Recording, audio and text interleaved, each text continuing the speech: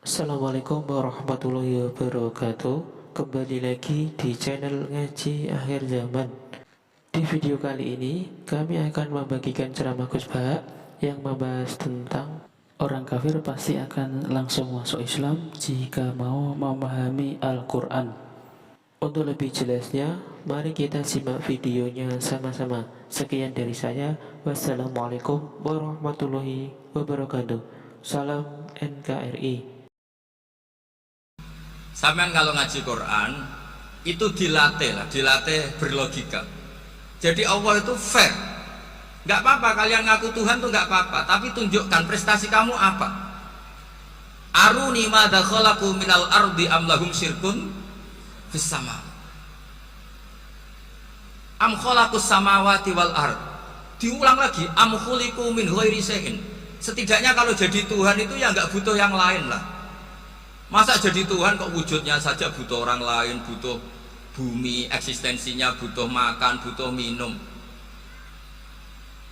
Makanya Allah cara meniadakan uluhiyah selainnya itu Allah tuh redaksinya itu mengena sekali. Yaitu tadi dengan cara-cara seperti itu. Sebagian ayat disebutkan ma asyadtuhum khalqas samawati wal ardi wala khalqa anfusihim. Wong Tuhan kok nggak punya reputasi bikin langit, bikin bumi, bahkan untuk menciptakan dirinya sendiri saja nggak bisa. Ya sudahlah, kamu nggak usah ngaku Tuhan, nggak level kata gitu.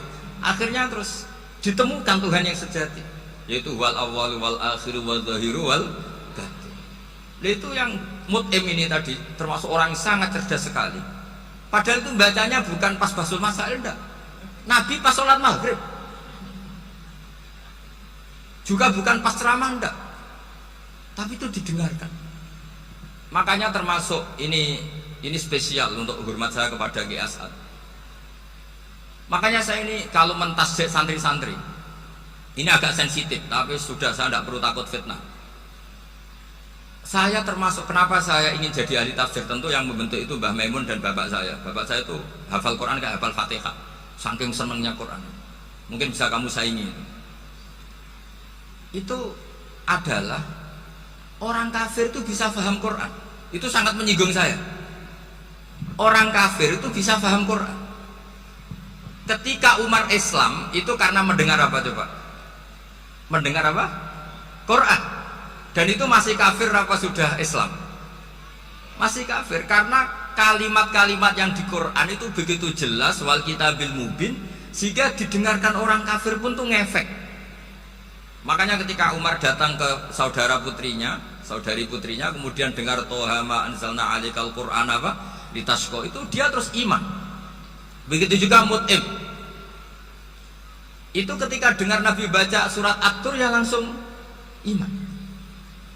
Makanya kata Ibnu Jarir At-Tabari, kamu jangan pernah bilang gini, syaratnya paham Quran itu harus alim, harus gini. Lah nanti berarti orang kafir punya alasan di depan Allah, ya Allah, Engkau ngandani kami dengan Quran yang nggak bisa difahami kecuali alim dulu. Lah saya alim gimana? Nggak pernah mondok gimana? Saya kafir. Jadi artinya gini, kata Ibnu Jarir At-Tabari, Allah tidak mungkin mengatakan gini, ifhamil Quran bima la fahmalaka. Quran itu harus kamu fahami. Sementara orang kafir karena lafadznya Quran khusus nggak bisa memahami. Makanya Quran itu dibaca, itu banyak orang kafir yang menjadi muslim karena mendengar apa? Al-Quran, padahal kafir. Nah termasuk tadi Muhammad bin Jubair bin Mut'im ini itu menjadi Islam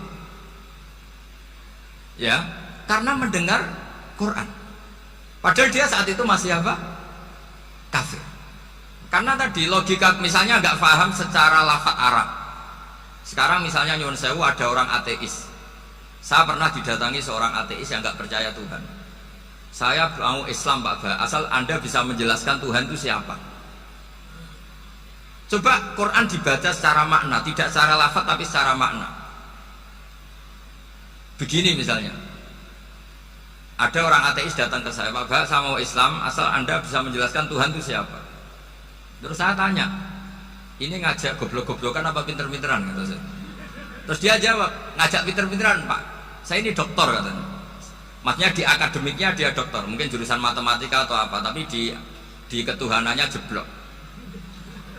Terus tak tanya, kalau ini ada kertas, kamu suka ada rumusnya apa suka ada? Ya suka ada rumusnya.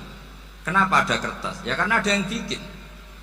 Nah kira-kira berstatus membikin atau membuat itu sesuatunya maujud apa enggak? Ya pasti maujud lah, pasti ada. Ya sudah, anggap Tuhan itu adalah sebab dari semua yang ada. Masa alam yang seperti ini, langit dan bumi ini maujudat, kemudian kamu katakan khalaqahal adam, bahwa alam raya yang maujud ini diciptakan oleh ketiadaan. Ya juga, berarti Tuhan itu ya? Ya itu yang namanya Tuhan. Lalu mulai dulu kiai-kiai ngomong gitu kan saya Islam katanya. Jadi kiai-kiai itu kadang-kadang kalau dakwah pokoknya KBU digawe Tuhan. Beda dengan dakwahnya orang-orang mantek. Orang-orang mantek itu kan nggak pernah nyebut Allah. Ini alam hawadis, la budda min muhdis. Meskipun mereka, nah muhdis ini menurut Islam namanya Allah, tapi sebetulnya kan nggak langsung bilang Allah. Jadi tak kasih tahu, alam raya ini maujud nggak? Ya maujud Pak. Bisa nggak sesuatu yang nggak ada menjadi faktor wujudnya yang ada? Ya nggak bisa, namanya nggak ada itu nggak bisa jadi faktor. Nah itu hebatnya ulama-ulama kita ketika mengenalkan Allah itu siapa? Zat yang wajibil wujud. Jadi kita ini kalah pinter ulama-ulama dulu. Ya alhamdulillah kalahnya sama ulama dulu. Kalau kalah sama ulama sekarang isen. Jadi ulama dulu sudah pinter. Pasti pertanyaan dasar manusia, hadil maujudat itu man khalaqaha, siapa yang menciptakan? Kalau kamu langsung jawab Allah atau Tuhan, mereka pasti tidak nerima. Ya jawab saja, hadil maujudat mesti khalaqaha maujudun. Nah berhubung maujud ini berstatus pencipta, harus super. Nah super ini oleh ulama disebut wajibul wujud atau musabbibul asbab, yang oleh Islam dinamai Allah. Tapi kita langsung ngomong Allah, ya mesti aja bingungkan kan bagi yang bingung maksudnya. Ya saya mohonlah kalimat-kalimat la ilaha illallah itu diamatilah, diresapi sampai seperti penjelasan saya ini, sehingga punya kualitas ilmu. Karena syaratnya memang fa'lam, harus punya kualitas apa? Ilmu. Ilmu itu apa? Ma'rifatus syai' ala ma huwa alaih. Mengenal sesuatu sesuai detail-detail sifatnya sesuatu itu. Misalnya kalau Allah sudah jadi Tuhan, ya harusnya qabla kulli syai'. Masa Tuhan sama yang dituhani wujudnya dulu yang dituhani? Ditemukanlah sifat awal atau qadim. Makanya benar Gus Azaim tadi, kalau sudah bertauhid harus hafal akidah berapa khamsin. Dimulai apa? Wujud. Kenapa harus dikatakan wujud? Karena alam raya ini kadung maujudat. Hadhil alam maujudun. Masa maujudun khalaqahul adam? Masa maujudat khalaqahul adam? Nah itu yang disebut am khuliqu min ghairi syai'in am humul khaliqun. Jadi saya mohon semohon-mohonnya, cobalah tradisi-tradisi lihat baru ayat ini dihidupkan lagi, sehingga kita baca Quran itu sekaligus menjadi orang yang sangat argumentatif. Karena Quran adalah qul falillahil hujjatul baligh. Dilatih, jangan bosan dilatih. Makanya kalau saya baca ayat-ayat seperti itu, cek fair ya Allah, fair betul. Nggak apa-apa saya punya pesaing kata Allah, tapi yang imbang dong. Pas aku gawe langit ya bantulah, atau ada langit tandingan lah kira-kira gitu. Kalau saya bikin bumi ya ada bumi. Nah misalnya sekarang orang Cina bikin matahari, materinya dari mana coba? Dari yang sudah ada sekarang kan? Tetap saja agak ikut bikin kan? Tapi kalau Allah bikin langit bumi minal adam minal wujud, kalau mereka paling rekayasa sudah wujud otak-atik. Nah harus sampai seperti itu, sampai kata Gus Azaim kul hatu apa? Burhanakum tadi. Jadi ini cara-cara kita untuk menguatkan iman.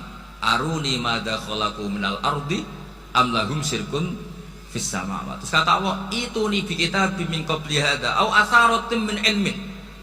Kalau kamu nggak setuju teori ini, kata Allah, cari kitab suci versi Anda. Aturan jadi Tuhan itu apa sih? Ya tetap saja semua kitab suci akan mengatakan di mana-mana Tuhan itu pencipta langit dan bumi. Jangan yang lahir di bumi jadi Tuhan. Jangan Lata Uzza jadi Tuhan. Jangan karena sakti jadi Tuhan.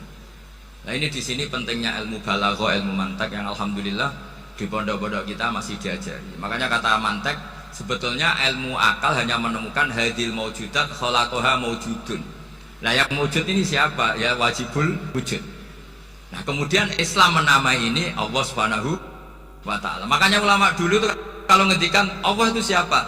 Zat sing wajibul wujud. Itu filosofinya luar biasa.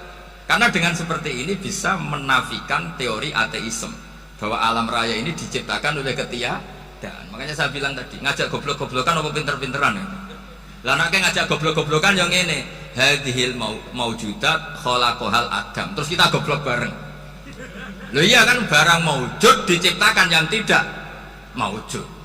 Wong ora wujud kok mempengaruhi sing wujud. Ya mongko nak goblok bareng kata. Akhirnya gak lho Gus, saya ini dokter masa kamu ajak goblok. Ya sudah pinter saja kata saya. Alhamdulillah karena debat kecil ini dia menjadi nyaman lagi dengan apa? Islam. Memang saya tentu nggak bisa disalahkan doktoralnya karena di ilmu yang selain apa? Teologi gitu. Tapi kan polanya dia pasti pinter.